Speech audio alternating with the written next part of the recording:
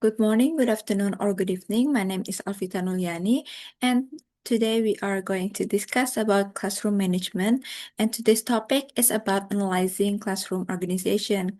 We are all familiar with classroom, right? It is a place where we gather new information and knowledge from kindergarten and up to the university level.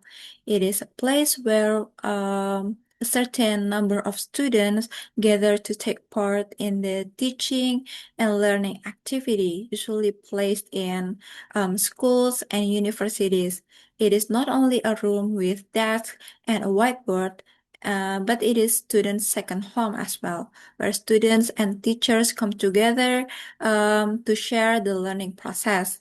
A huge part of successful teaching comes down to classroom organization. So, a well organized classroom does not only help students to learn academic materials, but it also shapes their behavior, their motivation, and confidence. So, when teachers carefully organize the classroom environment, teaching methods, and learning materials, students are more likely to feel safe um, and they are motivated to participate better in learning activities.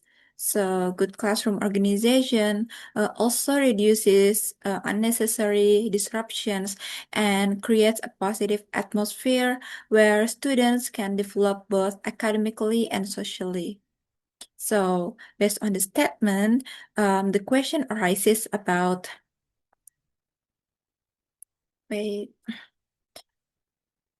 here. How do we organize the class to create effective learning? The answer starts with recognizing that the teacher is the director of this environment.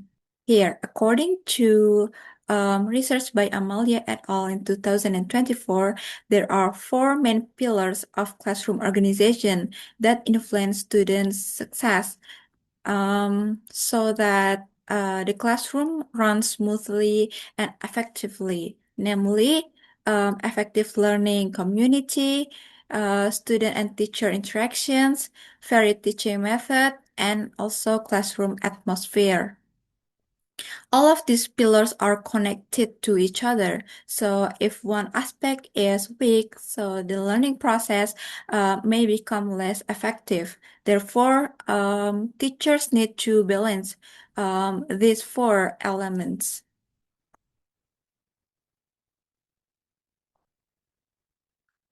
First aspect is creating an effective learning community.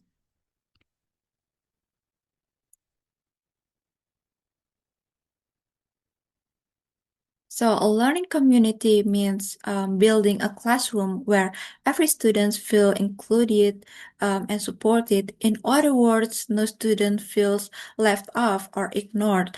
In every classroom, students come from different backgrounds and like they have different personalities, abilities, their interests, and also their learning styles. So some students may learn quick through like visual materials, while others maybe understand better through practice or discussion.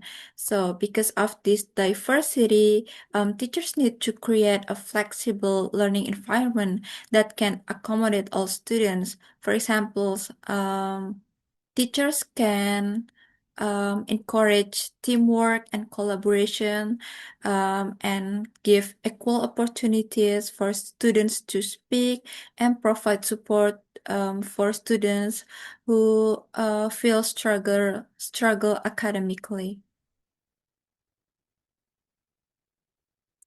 Number two is student and teacher interactions.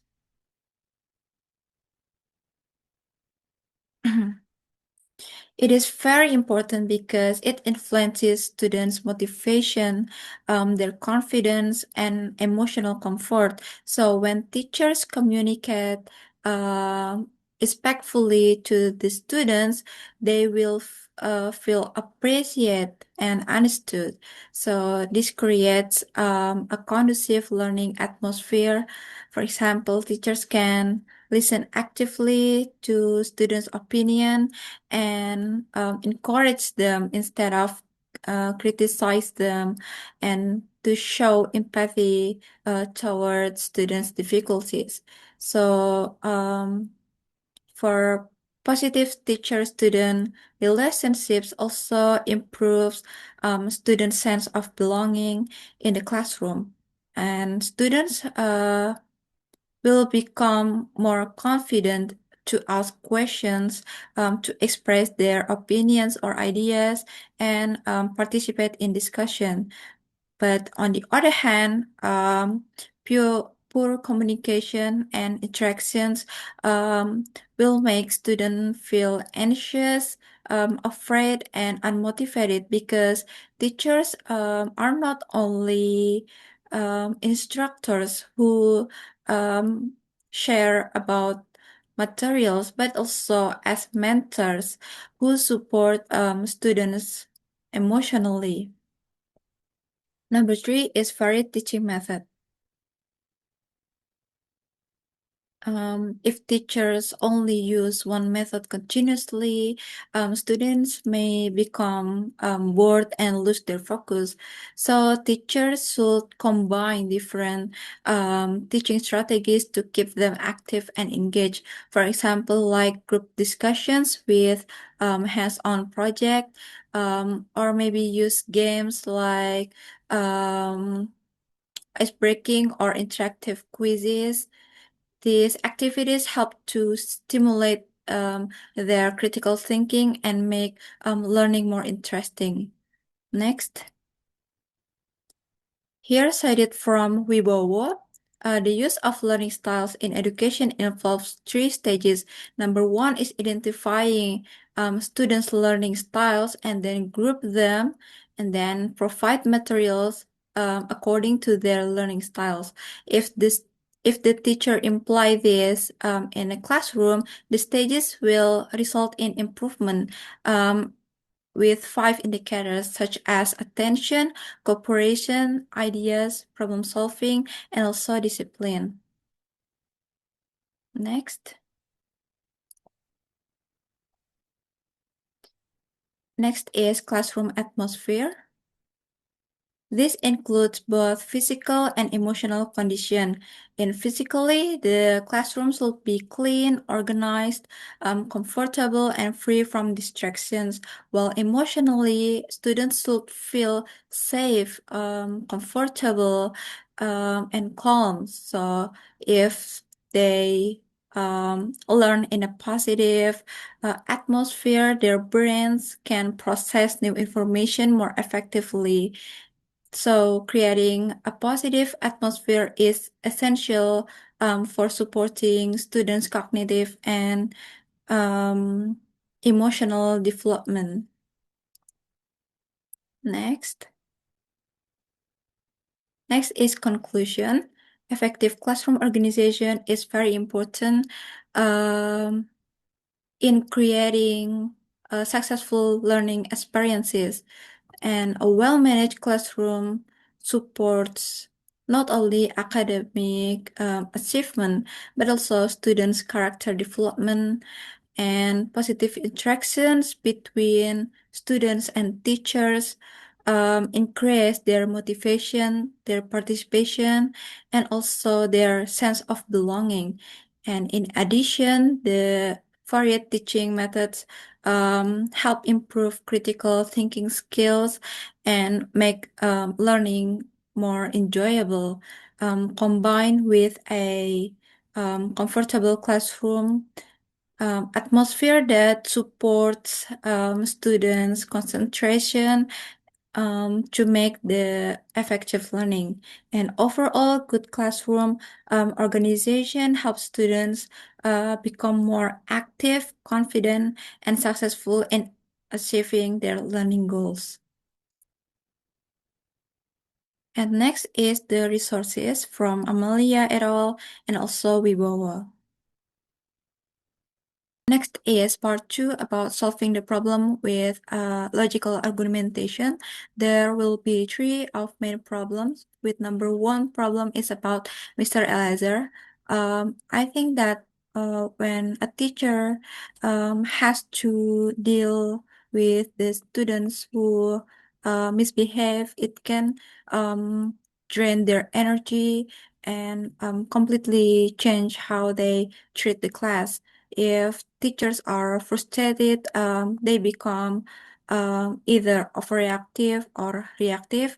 It means that overreactive teacher um, will get so overwhelmed that they give up on the kids, assuming that those students just can do the work and instead, they only spend their time and energy on the good and reliable students. But on the other hand, a reactive teacher might just ignore the bad behavior because they are too tired. And both of the reactions hurt the classroom environment, and the best way to handle it for the teacher is to stay proactive, means that staying positive, keeping realistic expectations, and actively trying to help every single student. Next is the problem caused by Zefano, and it is a very common problem in group projects for one or two students to sit back and do nothing while the rest of them do all the work. So to fix this, teachers have to actively teach the kids how to be a team and collaborate together. For example, we can assign a very specific um, that require jobs to each group member. So if they start arguing, we need to step in and teach them to understand about the resolution to such conflict. So this forces everyone in the group to participate and share the work in fair. Next is the problem from Miss Yeheskela. So I think if a class is completely ignoring a teacher, it is because the teacher is talking too much or saying things that don't make sense. And from the slide, we know that the materials call this lack of judicious word. For example, a student is already out of their chair and walking across the room. And if the teacher yells like, don't stand up, it is a completely useless comment because the student is already standing and walking. So to fix this, instead of using comments or labeling them as a problematic or a troublemaker, the teacher should calmly give a direct and clear instructions like, please return to your seat, gitu. Making sure our body language matches our words, and only speaking to the kids when we have their attention, that will make them respect us and want to listen. I think that's it from me. Assalamualaikum warahmatullahi wabarakatuh. Thank you for listening.